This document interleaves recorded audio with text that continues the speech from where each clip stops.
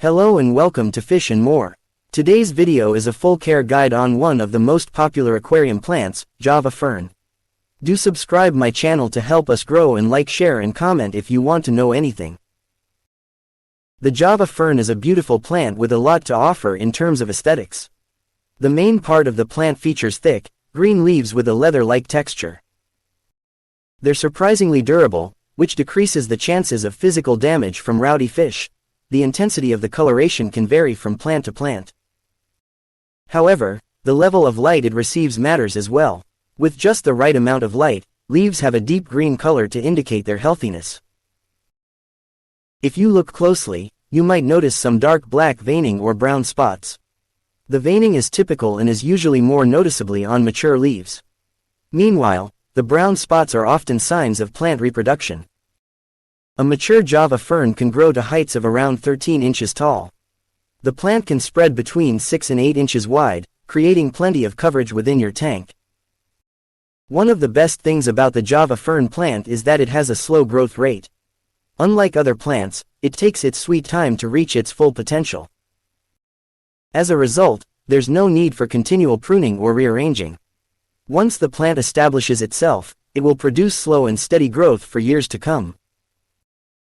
Care. Java Fern care is an extremely easy process that any aquarist can handle. It's low maintenance and easily adapts to many different environments. That said, the plant does have its preferences when it comes to tank conditions. Failing to meet its basic needs will prevent the plant from thriving.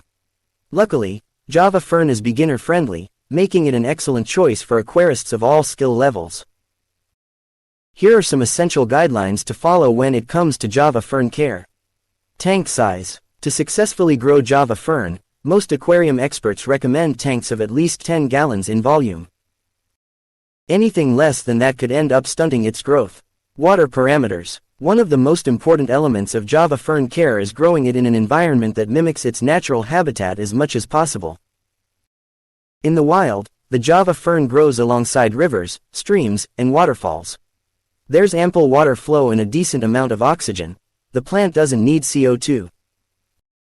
It can do just fine without liquid fertilizer as well.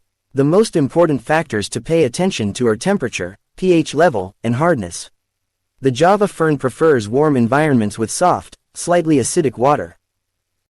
As mentioned earlier, this plant is adaptable. As long as water conditions fall within the following parameters, the Java Fern should have no problem thriving. Water temperature. 68 degrees Fahrenheit to 82 degrees Fahrenheit, mid-70s is ideal. pH levels, 6.0 to 7.5. Water hardness, 2 to 15 dkh. Lighting. Java Fern grows in most lighting conditions. However, it does best with low to moderate light levels. Anything too intense can cause severe health problems. Burn spots can develop on the leaves, resulting in an increased risk for infection. Some leaves may even lose color and turn transparent. Lighting conditions significantly impact growth and appearance, so finding the right balance is a must. Excess light could result in physical damage and stunted growth. But, the same can occur with not enough light. Substrate. For the Java Fern, the substrate in your tank is not something you need to worry about. In fact, it can grow well in bare-bottom aquariums. That's because this plant doesn't draw nutrients from the substrate at all like other plants. Absorption occurs in the leaves rather than through the roots. Burying the plant's roots into a substrate of any kind could lead to stunted growth and eventual death. It may survive for several weeks in gravel or plant soil, but the plant's roots shouldn't be buried for long-term health. How to plant Java Fern. Learning how to plant Java Fern requires you to think outside the box a little bit. Because it doesn't need substrate, planting methods are a little more involved than you would experience with other species. The plant has tiny rhizomes that don't like to live under sand or soil. They look like dark, hair-like roots. While the rhizomes are referred to by many as roots, they function more like anchoring stems. The roots cling onto rough surfaces.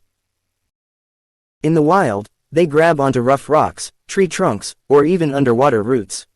Once anchored in place, the rhizomes will continue to grow, eventually creating a network of root-like structures that keep the plant in place.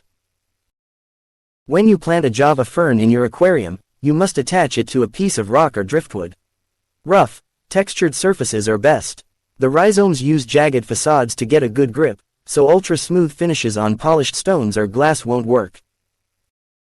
Lava rocks, natural mineral slabs, and wood are the best options.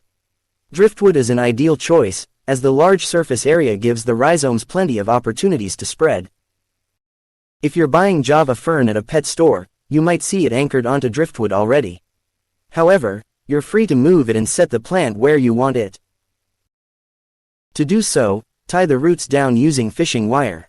Black fishing wire blends in well with the rhizomes as the plant grows. More visible rubber bands or zip ties work well, too.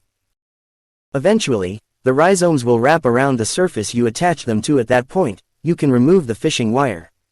Some aquarists leave it on to be safe. Either way, the rhizomes will continue to grow and provide a more reliable anchor. Java fern propagation. Java fern plants reproduce through apomixis. This species doesn't develop seeds. Instead, it sprouts perfect replicas of itself on its leaves. Remember those black spots we mentioned earlier? Sometimes, brand new clones of the plant sprout from those spots. This process takes several weeks to occur and only happens on mature plants. The longer you let the process continue untouched, the more growth you'll observe. This is one of the hardest parts of Java fern propagation for many aquarists. Eventually, you'll start to see small leaves and root systems sprout up. These tiny plants are referred to as plantlets. In the wild, the plantlets naturally fall off due to the strong current. They get washed downstream until they latch onto a firm place to grow into a new plant. In the closed environment of your aquarium, you can take matters into your own hands. To propagate the plant, use sterile scissors to cut off those plantlets. Carefully remove them from the leaves and anchor the fresh rhizomes down to a new surface. In a few weeks, the plantlets should develop into another healthy Java fern. Java fern propagation is also possible by cutting off existing rhizomes. All you have to do is cut a rhizome in half, replant it in a new location, and wait for growth to flourish. This method can be risky, as there's always a chance that you might damage the existing plant.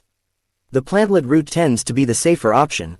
Luckily, mature plants can continually produce new replicas, resulting in an ongoing supply of propagations. That's all you need to know about these easy plants. Thank you.